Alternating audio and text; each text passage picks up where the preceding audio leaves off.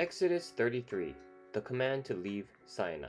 Then the Lord said to Moses, Depart and go up from here, you and the people whom you have brought out of the land of Egypt, to the land of which I swore to Abraham, Isaac, and Jacob, saying, To your descendants I will give it.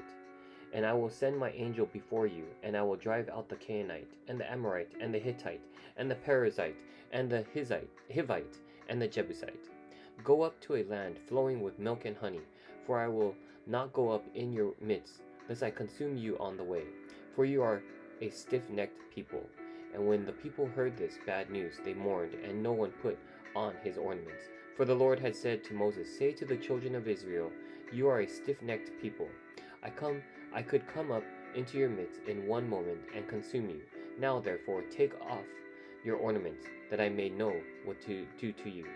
So the children of Israel stripped themselves of their ornaments by Mount Horeb. Let's read the commentary here of verses 1 through 6 of Exodus 33. Commentary is coming from the Tony Evans Bible Commentary. So in verse 1 through 3, next the Lord commanded Moses to lead the people to the promised land and vowed that he would drive out their enemies. But because of the people's sin, God said he would not go up with them, otherwise he might destroy them. Thus God would not dwell among his people any longer, that the tabernacle would not be the place of his presence. This sobering passage tells us that it's possible to receive blessings like a land flowing with milk and honey, yet lack God's presence. Since knowing God and not merely receiving his blessings is the goal of a believer's life, we should be grieved at the thought of doing life without him. Verse 4 through 6, the people mourned and took off the jewelry they had obtained from the Egyptians, knowing that some of that very wealth had been misused to make the golden calf. Removing it was a sign of remorse. Let's continue back into scripture. Verse 7, Moses meets with the Lord. Moses took his tent and pitched it outside the camp, far from the camp, and called it the tabernacle of meeting.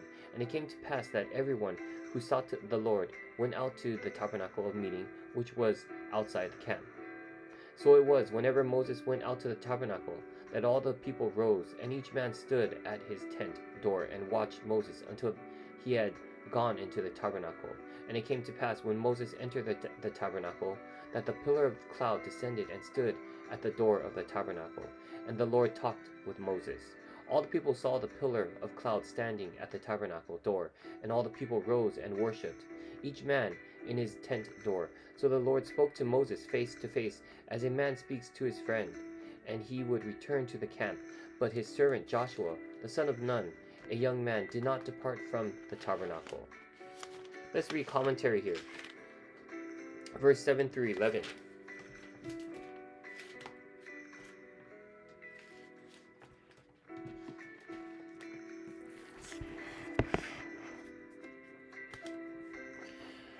So Moses took a tent and pitched it outside the camp to meet with God. The tent of meeting was to be in the midst of the Israelite camp. See Numbers chapter 2 verse 2. The fact that Moses pitched his tent outside the camp indicated that God was serious about his threat not to go with them to the promised land. Nevertheless, God had not completely abandoned them yet. When Moses entered the tent, the cloud representing God's presence descended, and the Lord spoke with Moses. At that point, anyone who wanted to consult the Lord would go to the tent of meeting that was outside the camp. So God's presence was still available to take advantage of it, though the people had to leave the camp and make their way to a special place.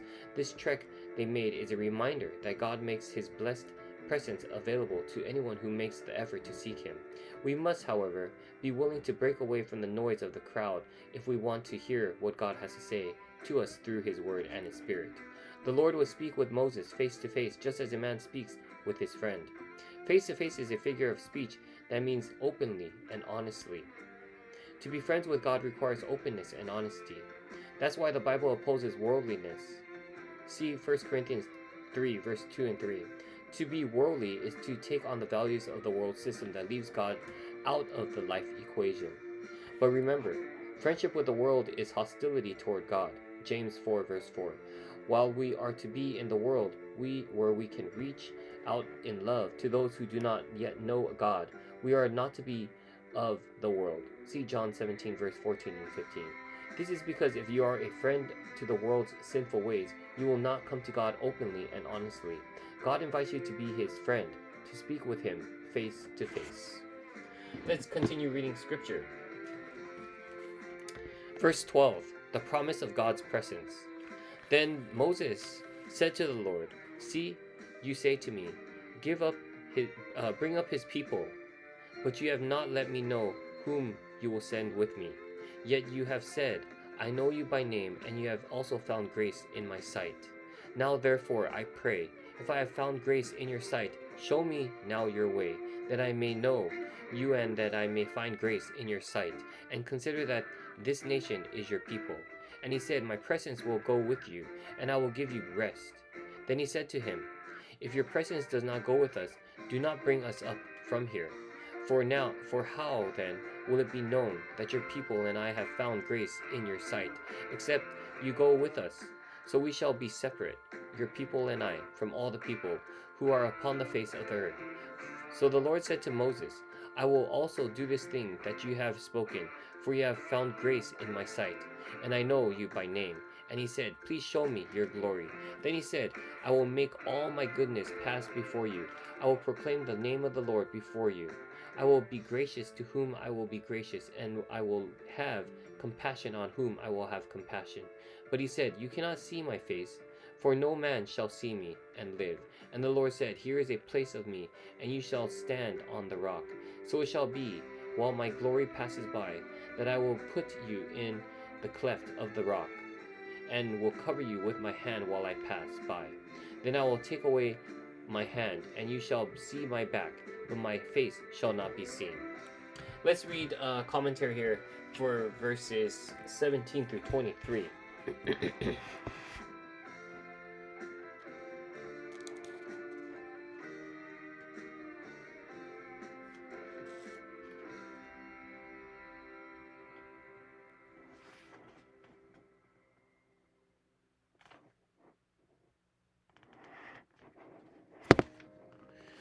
So Moses wanted still more. He said to the Lord, "Please let me see your glory." In other words, Moses wanted to see a visible manifestation of the invisible God. He wanted God to go public for him and provide an observable display of his glorious deity.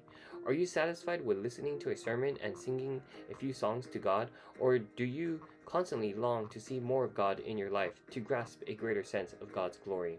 In verse 19 and 20, the Lord graciously replied to Moses' request. He promised to show him a manifestation of his glory. God would let his goodness pass before Moses while God proclaimed his own name, the Lord. But even though he would be allowed that remarkable encounter, Moses couldn't see God's face, for humans cannot see his face and live. This means that while God would let Moses see a portion of his glory, he would not show him his face, not the essence of his being. To be exposed to the unfiltered glory of God on the side of eternity would be like entering a nuclear reactor or traveling to the sun. The divine holiness would consume us. Verse 21 through 23, God's glory would pass by Moses while he stood on a rock. God said to him, "I will put you in the crevice of the rock and cover you with my hand until I have passed by. Then I will take my hand away and you will see my back." In other words, the Lord was limiting Moses' exposure to his glory for Moses' own welfare. He could not be subjected to anything more than a glimpse of the back of God's glory. Yet as a result of even this limit exposure, his face would literally shine with wonder of the encounter and the sacredness of speaking to the Lord. Of course, God, who is spirit, see John 4 verse 24, has no body, so he has no back, just as he has no arm. This is anthropomorphic language, or the use of human concepts to explain a spiritual reality. God's arm refers to his power. God's back refers to the amount of glory that Moses was able to handle. Think of it like exhaust that's left behind when a high-flying jet passes overhead. No one has ever seen God in all his glory, but the Son of God has revealed him. John 1 verse 18. Jesus, in fact, told his disciples, "The one who has seen me has seen the Father." John 14:9. One day, believers will see Jesus Christ in all his glory, as the Apostle John did late in the biblical story. See Revelations 1 verse 12 through 16. Until then, we keep walking with God by faith. And that is Exodus 33. Stay tuned. We're going to continue on with Exodus 34.